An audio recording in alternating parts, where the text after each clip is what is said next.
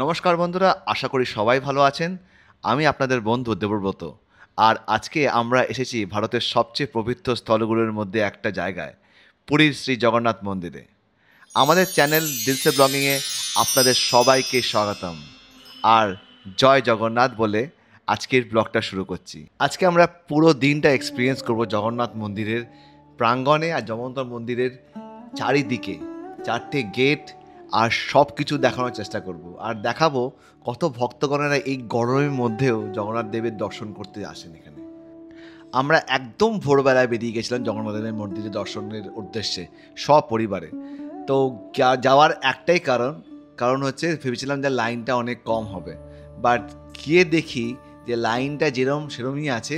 সকালবেলাতেও ভালো ভিড় আর ভালোই লাইন থাকে, বাট হ্যাঁ একটু কম আমি বলবো compare to the day time. So সকালবেলা গিয়ে লাইন দিয়ে দাঁড়িয়ে আমরা 7:30টার সময় জগন্নাথ দেবের দর্শনের জন্য মন্দিরে প্রবেশ করতে পেরেছিলাম। এই দর্শনের শেষে আমরা মন্দিরের চারিদিকে ঘুরে দেখলাম। চারিদিকে আছে সিংহদ্বার, অশ্বদ্বার, ব্যাঘ্রদ্বার ও হস্তিদ্বার। প্রধান দিক যেখান থেকে প্রবেশ করা হয় তাকে বলে সিংহদ্বার, যাকে বলে লায়ন্স গেট। আর যার সামনে দাঁড়িয়ে আছে অরুণ স্তম্ভ, যেটা কোণার্ক থেকে আনা হয়েছে। কোণার্কের সান টেম্পল মানে সূর্য মন্দিরের থেকে আনা হয়েছিল সেই মাহাঠাদের সময় থেকে। মন্দিরের হিস্ট্রি একটু বলি তোমাদের। গঙ্গা বংশের চোরাগঙ্গা দেবা 11 সেঞ্চুরিতে এই মন্দির নির্মাণ শুরু করেন। আর তার নাতি অঙ্গভীমা দেবা এই মন্দিরের মুখ্য রচনাগুলি শেষ করেন। মন্দিরের ভেতরে আছে দেউল, জগমোহন, নট্য মন্দির আর ভোগমণ্ডপ।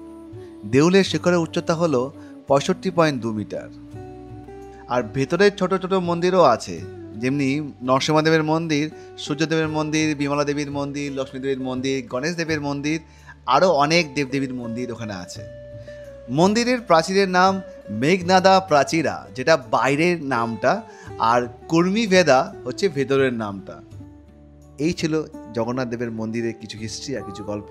এবার আমরা পুরো মন্দিরের প্রদক্ষিণ করব। আর প্রথমে আমরা শুরু করছি আমাদের সিংহদ্বার দিয়ে। চলে এসেছি একদম জগন্নাথ দেবের মন্দিরের সিংহদ্বারের সামনে। আর এই হচ্ছে সিংহদ্বার, যেটা যে মেন এন্ট্রান্স বা লায়ন্স গেট বলে। আর সিংহদ্বারের কিন্তু আলাদাই একটা ভিড় হয়, অন্য একটা অরা। এখানে প্রচণ্ড ভিড় থাকে এখানে। সিংহদ্বারের লেফট সাইডে তুমি দেখতে পাবে কিচেন, যেটা রান্নাঘর। জগন্নাথ দেবের ভোগ এখানে রান্না করা হয়। আর একটা জিনিস বলে রাখি, যেহেতু সিংহদ্বার হচ্ছে মেইন এন্ট্রান্স আর ইস্টার্ন গেট, ওই জন্য সাহস আর শক্তির প্রতীক এই গেট। এই গেটটা সবার থেকে বড়, আর সব ভক্তরা আর সব পর্যটকেরা এই গেটেই কিন্তু আসেন জগন্নাথ দেবের দর্শন করতে। আর এই সেই প্রধান দ্বার যেখান থেকে জগন্নাথ দেব, বলভদ্র দেব আর সুভদ্রা দেবী প্রত্যেক বছর রথযাত্রার জন্য প্রস্থান করেন। এই হচ্ছে ভিড়, সিংহদ্বারে ঢোকার প্রবেশ করার ভিড়।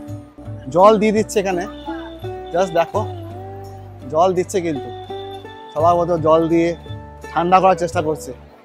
প্রচণ্ড গরম, ওই জন্য এই অবস্থা। সিংহদ্বারে প্রবেশ করার জন্য ওই দিক থেকে লাইন লেগেছে।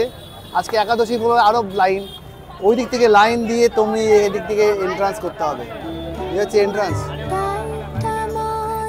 তারপর আমরা চলে আসবো হচ্ছে ব্যাঘ্রদ্বারে, যেটা হচ্ছে ওয়েস্টার্ন গেট। সিংহদ্বার ছিল হচ্ছে ইস্টার্ন গেট, আর ব্যাঘ্রদ্বার হচ্ছে ওয়েস্টার্ন গেট। এই ব্যাঘ্রদ্বার দিয়ে কিন্তু আমরা সকালবেলা প্রবেশ করেছিলাম ভগবানের পুজো দেওয়ার জন্য আর দর্শন করার জন্য।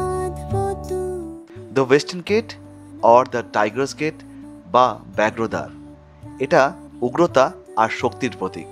বাঘকে প্রায়শই শক্তিশালী এবং রক্ষণাকারী প্রাণী হিসাবে দেখা হয়। এটি অন্ধকার ও মন্দকে জয় করার ঐশ্বরিক ক্ষমতাকে বোঝায়। নেতিবাচক শক্তির বিরুদ্ধে প্রহরী হিসেবে দাঁড়িয়ে আছে এই ব্যাঘ্রদ্বার। মন্দিরের গর্ভগৃহের পবিত্রতা নিশ্চিত করে। জগন্নাথ দেবের ব্যাঘ্রদ্বার দিকে আমরা এগিয়ে এসে তারপরে আসলাম হচ্ছে অশ্বদ্বার। সাদার্ন গেট বা হর্স গেট বা অশ্বদ্বার এই নামে পরিচিত এই গেটটা শক্তি এবং প্রাণবন্তার প্রতীক এই গেট। হিন্দু পৌরাণিক কাহিনীর মতোই ঘোড়ার প্রয়াসী শক্তি এবং গতিশীলের সঙ্গে যুক্ত এই গেট। এই গেটটা পূর্ব দিকের তুলনায় অনেক কম ভিড় হয়, কিন্তু এটার একটা আলাদা ব্যক্তিত্ব এবং গুরুত্ব রয়েছে।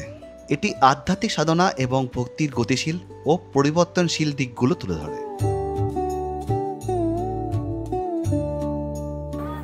অষ্টদ্বারের যে গেট, সেই গেটে প্রবেশ করার জন্য কিন্তু অনেক লোকের সমাগম হয়েছে এখানে।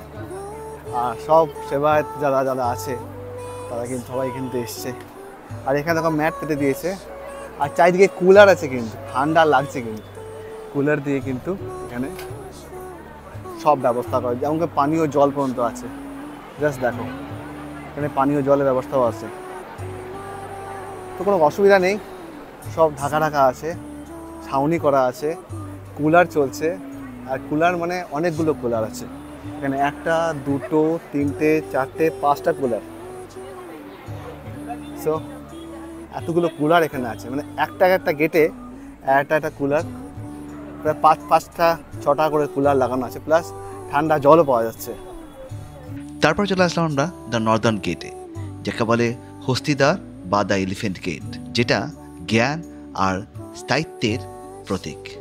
হস্তি হিন্দু সংস্কৃতিতে একটি পূজনীয় প্রতীক, যেটা রিপ্রেজেন্ট করে নলেজ, স্টেবিলিটি অ্যান্ড প্রোটেকশন।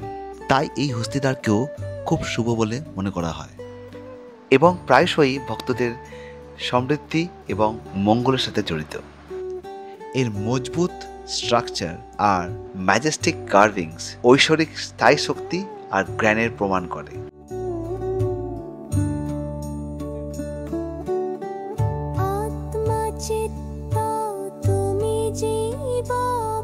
আবার ঘুরতে ঘুরতে অষ্টধার চলে এসেছি।